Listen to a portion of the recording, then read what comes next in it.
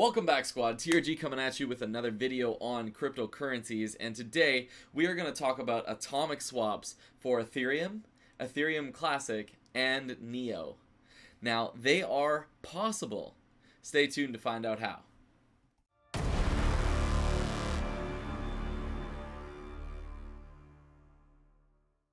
Alright, so first off, let's define what exactly an atomic swap is, alright? Atomic swaps or atomic cross-chain trading is the exchange of one cryptocurrency to another without the need to trust a third party. A relatively new piece of technology, atomic cross-trading, is looking to revolutionize the way in which users transact with each other. Okay, so now, trust is a very, very big deal in this aspect. Now, the idea with atomic swaps is that transactions are not only faster, but they're more secure. So how do we make them secure? How do we automate this functionality? Well, I've developed a way, like a framework to do this. And it's also been talked about in the past by the ETC dev community as well. So let's move on over and let's look at what other platforms are currently available. So right now there's Shapeshift. If you've been in the crypto space for a while now, you're probably already aware of Shapeshift. You used it before, and you're a fan of it, right? Now the thing is, Shapeshift does take a little bit of a fee, so it does kind of cost you a little bit more. But Shapeshift works great. It's pretty solid, but it doesn't use atomic swap technology, right? It's not as fast. It doesn't, well, it's not as fast and it costs you a little more money, right? So that's the thing. So anyways, as I understand, Shapeshift works in such a way that they actually have large amounts of each type of coin that is supported for Shapeshift. So they have this pool of, say, Litecoin, right? And when you transfer in Bitcoin for Litecoin, they pull it out of their Litecoin pool and they send you that amount of coin, right? And they just have it automated. And that's kind of the thing with this, because you have to go through a third party, so Shapeshift, in order to do your transaction. Well, what if you could do your transaction peer-to-peer, right? So if I wanted to send you Ethereum Classic and you wanted to send me Ethereum, how do we do this in a trustless manner and just rely on smart contracts and the technology? Well, let's dive into that and explain it a little bit more. So here's an article written by Cody from the ETC dev community there, and he wrote this actually back in 2017, and it talks about Ethereum cross-chain atomic swaps. So down here in his example, he basically lays out the framework for how this all will work, and what I've done is with my steps and the framework that I put together today, it eliminates some of these steps and makes things a little bit quicker and seamless. But this method does work. There's nothing wrong with it. It just might take a little bit longer than usual, but it does work. And this was back in 2017 in October. So that's the thing. This has been around for a while. The fact that we don't use it as often as we should is unfortunate, because it would be fantastic to have this functionality here publicly available, right? With coins that have smart contracts available to them that can be run on the blockchain, you can do atomic swaps back and forth. It's actually not too complicated at all. Okay, so now let's break down an easy peer-to-peer atomic swap between Ethereum Classic and Ethereum. So right here we have somebody named George who wants to convert Ethereum Classic into Ethereum, and Jeff wants Ethereum Classic and he's willing to get rid of some ETH. Okay, great, awesome, no problem. So what George is going to do on the Ethereum Classic side is he's going to send, say, 34 Ethereum Classic, which converts to a certain amount of Ethereum that he specifically wants. And so he sends his Ethereum Classic to the smart contract, and in the metadata the additional details area, he includes Jeff's Ethereum address, because they had this communicated before, and Jeff also tells George what his Ethereum Classic address is to send the funds to, right? Okay, no problem. So George sends his Ethereum Classic to the smart contract.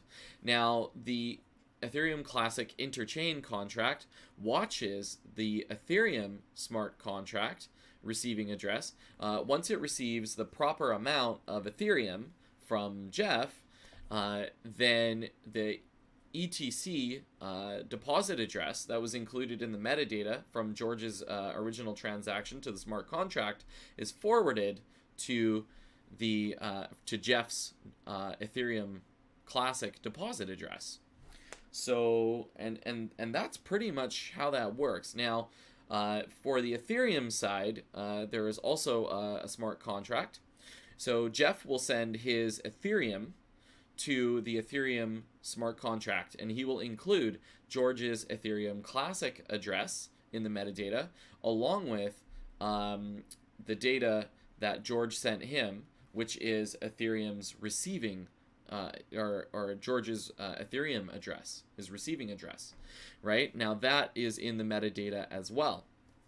And basically what happens here is once George sends his funds to the smart contract and Jeff sends his funds to the other smart contract, they watch their balances, and within a certain time period, say 10 minutes, 15 minutes, whatever period both parties agree on, then the transaction confirms on both sides, and the funds are held in the smart contracts.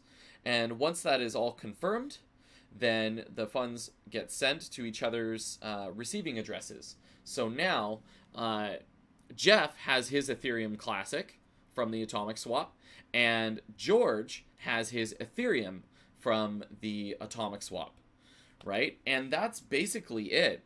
And the total cost for a contract like that is between, say, $4 and $6. It's actually not bad, and it's based on the contract code. And that's for Ethereum. For the Ethereum Classic smart contract, it's actually even cheaper because transaction fees on the Ethereum Classic network are way lower, right? So that's basically the smart contracts in a nutshell. That's the logic is all there, and all of this would work no problem.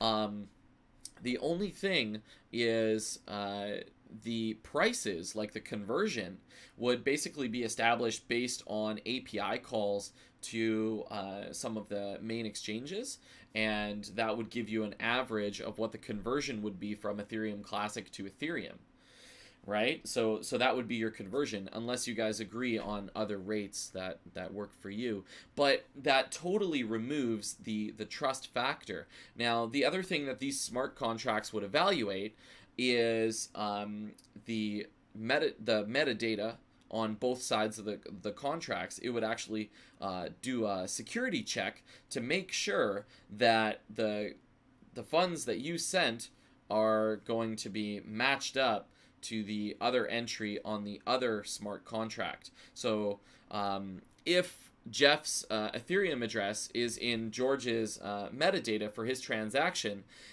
he also has his Ethereum address that he sent from, right? Now that will be matched up based on Jeff's transaction on the Ethereum smart contract, which includes George's receiving ETC address.